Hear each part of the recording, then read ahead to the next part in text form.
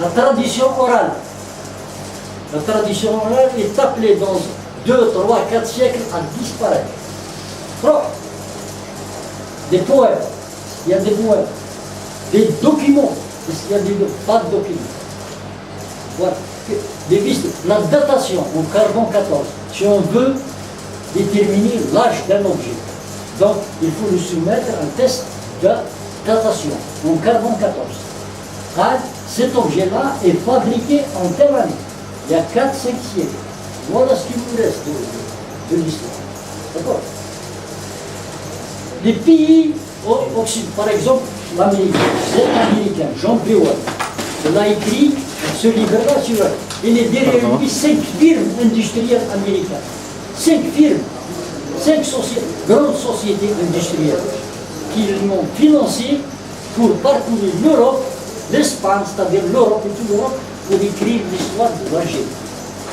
Voilà, ça, c'est le premier point à soulever concernant l'histoire de l'Algérie.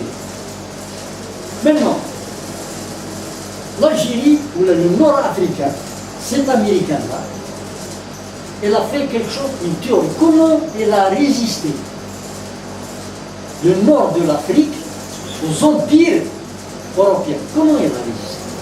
C'est un Superman, ce pays-là. Non, ce n'est pas un Superman. C'est un peuple comme tous les peuples. Premièrement, c'est la géographie. Elle a trouvé que la géographie, elle a sauvé l'Algérie. La géographie. C'est-à-dire, comment dirais-je, la nature géographique, ou la géographie naturelle, les reliefs et de... La topographie. C'est la géologie, c'est tout ce que vous voulez. Voilà. C'est-à-dire que la façade algérienne, ce n'est pas un pays accueillant. C'est-à-dire, si vous voulez l'affronter, vous allez casser les dents. D'accord? 2. Accessible facilement. 2. L'océanographie. La mer Méditerranéenne elle-même. La mer Méditerranéenne elle-même, cette mer-là, alors, le détroit de Gibraltar, le détroit, joue le rôle d'un amplificateur de courants maritimes. Donc il accumule tous les courants qui parcourent l'Atlantique, il les accumule, et ce courant, un bureau d'études océanographique japonais, il a fait l'étude de l'océanographie de la Méditerranée. Il a trouvé que ce courant-là parcourt l'Algérie de bout en bout, la côte algérienne de bout en bout. C'est ce courant-là géant, donc il entraîne tout, il coule tous les bateaux, tous les baraques qui naviguent la Méditerranée, y compris les bateaux d'expédition militaire espagnols, allemands, français, anglais, portugais, tout ce qu'ils veulent, c'est-à-dire attaquer l'Algérie. Ce courant-là, il joue un rôle très très important. Par contre, chez nous, c'est-à-dire les écrits qui n'ont aucun fondement scientifique, disent qu'un marabout descend de l'auteur d'Alger avec sa canne, il frappe la surface de Khorafat.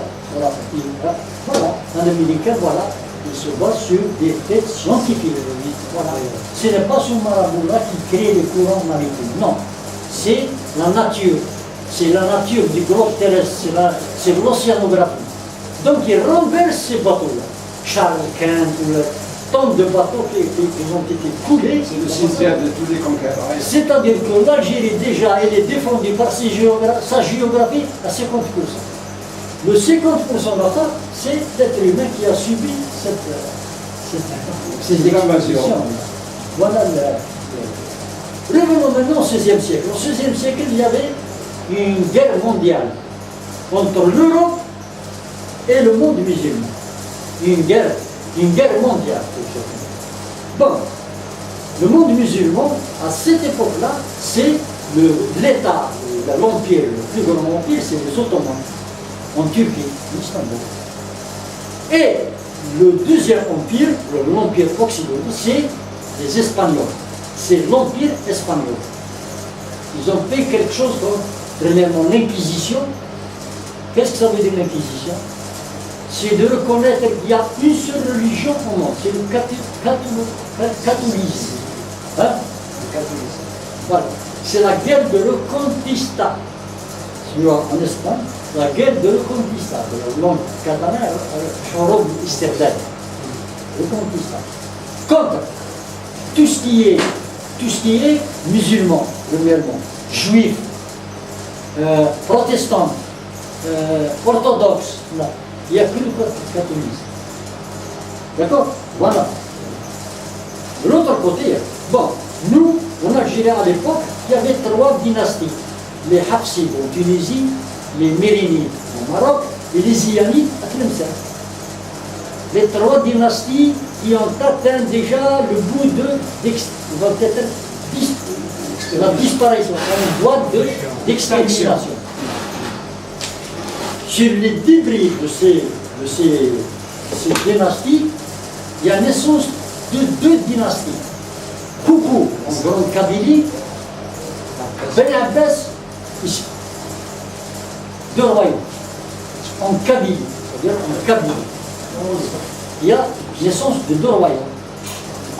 Le premier royaume, c'est Koukou, c'est à Aourir, en Grande Kabylie. Le deuxième, à Ben Abbas, c'est Qala'ad Ben Abbas.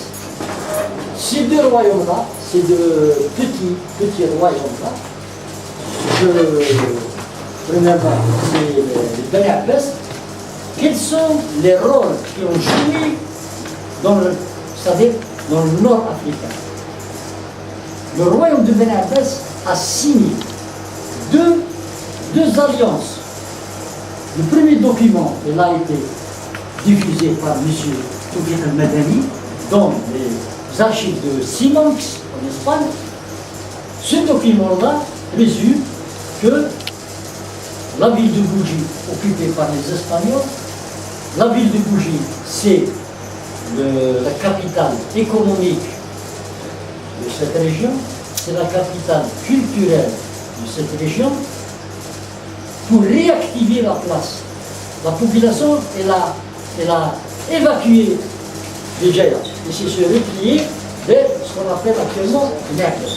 Toute la population bourgeoise. Ils se sont installés à Naples. Il y avait 2 interlocuteurs. Il y a Abdelrahman Garé Abdelrahman, le rebelle, il a déclaré la guerre aux Espagnols. Il y a son frère Abdallah, qui a une autre vision. Il a dit il faut que je traite avec les Espagnols pour le profit, pour réactiver la place de Bougie, le commerce. Parce que cette région-là vit de ce commerce-là avec l'Europe. Commerce. D'accord? Quelles sont les clauses de ce traité-là? L'un des traités dit entre Ferdinand et Isabelle, empereur d'Espagne, et Abdallah, seigneur de Béjaïa, et Sultan Abdelrahman, ici, Abdelrahman. Abdelrahman, ils l'ont qualifié en langue catalane à l'époque, Reino de la Besse, Reino de la Besse, Reis de la Besse, c'est-à-dire avec la langue catalane de l'époque. En langue arabe, Sultan Jibel al-Baba. Voilà. Autorité. Une autorité qui n'a pas voulu traiter avec les Espagnols, mais ils veulent récupérer. Parce que l'Espagne, ils n'ont pas une politique d'occupation directe. Ils ont une politique d'inclusion, c'est-à-dire ils laissent les vaisseaux, ils travaillent avec eux, et ils tirent le profit économique. C'est sournois, c'est subtil. Exactement. Voilà la politique. Ils ne s'aventurent pas dans l'intérieur du pays. Voilà. C'est ça la politique espagnole.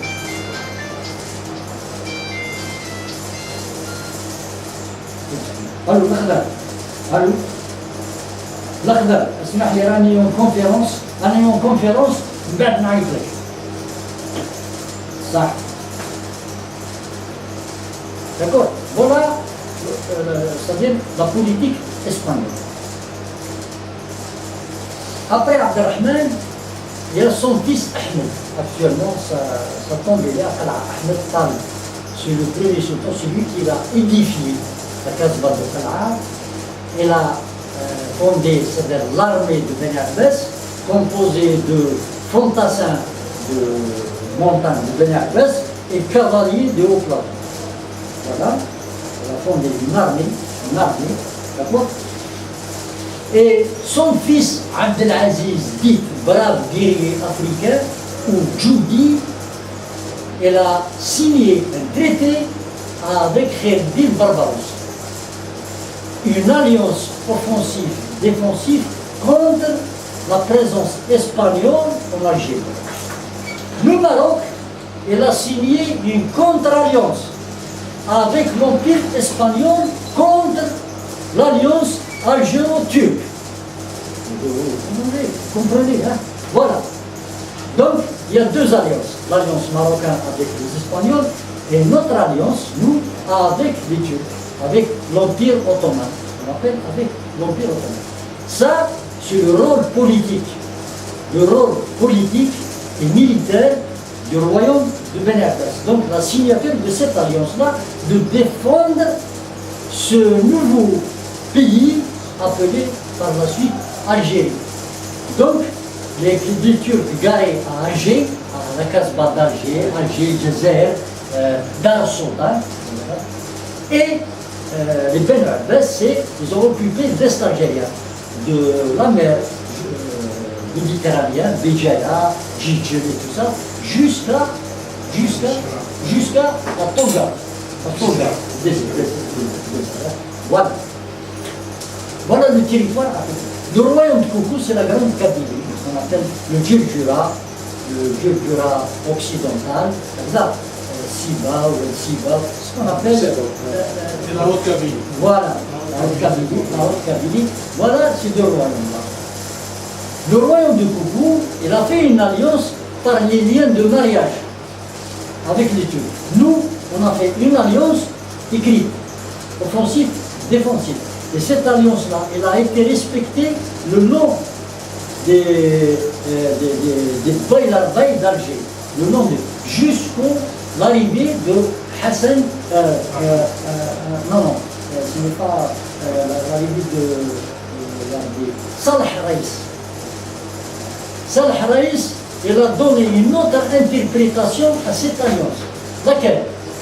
C'est, on a fait une alliance avec vous, d'accord? Offensive, défensive, mais cette alliance-là, elle n'est pas valable avec les étrangers, mais elle est valable avec les Algériens eux-mêmes. C'est-à-dire, on a deux Émirats à Tougout, Ouerglan et Tougout. Deux Émirats, Mezabi et... Donc, il faut que c'est attaqué, donc le roi Abdelaziz, il a refusé cette mauvaise interprétation de la première alliance signée par Kherdin Barbaros. Ils disent turcs, c'est faux ce mot turc. Moi j'ai lu les écrits des Turcs eux-mêmes. Kherdin, Khasraf, appelé Khasraf, Arouj, Kourouj, Ilyes, le frère, ne sont pas turcs, sont des Grecs. 3 jeunes Grecs engagés dans l'armée turque. Ils sont Grecs. Et c'est pour cela, Alger, on peut dire à l'époque, Dar Sultan, c'est une régence ou quelque chose de cosmopolite. Il y a des Grecs, il y a des Européens, c'est-à-dire, il y a des Turcs. Surtout des gens des pays de l'Est, Voilà. les rois, etc. Voilà, les Européens. Pourquoi? Parce que tous les Européens sont engagés dans l'armée espagnole. Y compris on dit Kharwat. Ce mot-là, il n'est ni kabyle, ni français, ni turc, il est Croate. Les Croates, c'est des catholiques. Les catholiques, c'est avec l'Espagne. Vous comprenez? Hein? Voilà. Donc, cette mauvaise interprétation, donc, elle a vraiment, c'est la rupture. Vous voulez, on a passé d'un ère, c'est-à-dire de la normalisation de nos relations avec ces Turcs, soi-disant entre parenthèses, avec Dar Sultan, j'appelle moi ça Dar Sultan, d'Alger. Normalisation de relations selon les articles de cette alliance, on a passé à une autre, la force c'est la cohabitation. de la normalisation de relations à la cohabitation. Et par la suite, à une coexistence. C'est-à-dire qu'on n'est plus... Ennemis. Ça y est, vous êtes mon ennemi et je suis ton ennemi. D'accord? À cause du respect de... C'est-à-dire que monsieur d'Alger, il travaille pour le compte du sultan ottoman, et monsieur de Maroc, il travaille pour le compte de l'Empire espagnol, et le Ben Abbas et Koukou travaille pour le compte de l'Algérie. D'accord? Moi, je ne fais pas de guerre à mes Algériens. C'est les miens. C'est les miens. Et ça va mener 3 siècles de guerre avec les Espagnols et les Turcs. Les deux. Les rapports d'espions, les rapports d'espions espagnols en Algérie présument que le nombre des Turcs ne dépasse pas la totale, 3000. Non, الرسمية Les militaires, il n'y a que 3000. D'accord? 3000 à 4000. 3000. Des fois, je recrute, اسمه يسعون القطاس خاطر بني on recrute des soldats saisonniers. هذا بين المونسيال بين اندروجي تروحوا لنا الشعب التشاوي. هي قال لي dans la totalité طولنا لنا 12 mais pas plus. En moment critique. Mais les niches à la féminine. Le permanent. Permanent. C'est cosmopolite. Exactement. C'est comme la Légion étrangère. Un petit pronomie. Bon, on parle maintenant du rôle militaire. Qala se situe la frontière entre deux, on peut dire, deux doctrines militaires, deux arts militaires. Au milieu, il y a les fantassins de Ben Abbas, c'est-à-dire des montagnards, des gens de montagne. Leur activité principale, c'est l'agriculture et c'est le gardiennage, le contrôle du port de fer. Donc, ils contrôlent un passage stratégique, un passage, ce qu'on appelle port de fer. Si vous voulez aller de l'Est vers le centre et l'ouest, vous êtes obligé de passer par l'est. Et du sud vers le nord, vous êtes obligé de passer par ce passage. Donc, les Ben Abbas, depuis des siècles, depuis le temps hammadite, ils contrôlent ce passage. D'accord? Et cette armée hammadite installée dans les zones, parce que Qala, ce n'est pas au 16e siècle, Qala, c'est de l'époque hammadite. C'était une garnison militaire. Voilà. Donc les soldats hamadites appelés Oulad Sibba à Bel'Ayyad Dimiri, Tazla, Oulad Ahmed, Oulad Moussa, Oulad Rachid, Oulad Alawa. C'est des militaires depuis l'époque hamadite. Ils se sont installés dans cet endroit pour protéger, pour des causes purement sécuritaires, pour protéger l'État hamadite installé à Béjaïa. D'accord? Parce que le seul endroit là où une filtration, zone de filtration, c'est les défilés des vivants. Donc ils ont joué un rôle sécuritaire. Donc c'est la région choisie par Abdelrahman pour installer son royaume, nouveau royaume, là où il y a une tradition militaire. Il y a le haut plateau. Le haut plateau, c'est l'endroit et la steppe, c'est l'endroit idéal pour l'agriculture, l'élevage d'animaux, c'est-à-dire l'élevage équin, le cheval, et notamment le cheval de guerre. Donc, le sultan de Qala, Abdelaziz, est là. La mise en place ou l'installation d'une géométrie. Une géométrie qui, dans l'objectif, c'est l'amélioration du cheval de guerre, la race. Ouais. Cheval de guerre. Parce que le cheval, il y a deux races. Il y a le cheval agricole, il est haut, de robuste, tout ça. Et le cheval de guerre, il est petit, il est petit de taille. Et il est cheval de guerre, donc il est mobile, vous comprenez très bien. Voilà. Donc, Voilà l'institution militaire. Donc, il y a Tazla, il y a Telemzida. C'est les deux où il y a un corps stationnaire d'armes, d'armée stationnaire, un corps. Donc, ces deux endroits-là. D'accord? Et la cavalerie, c'est le noyau, c'est Bijaya. À ce noyau-là, on annexe 3 autres annexes. Ouled Tubel, Sitif, Ouled Dmeil, Khadna, et Ouled Mandi, aussi. Bon.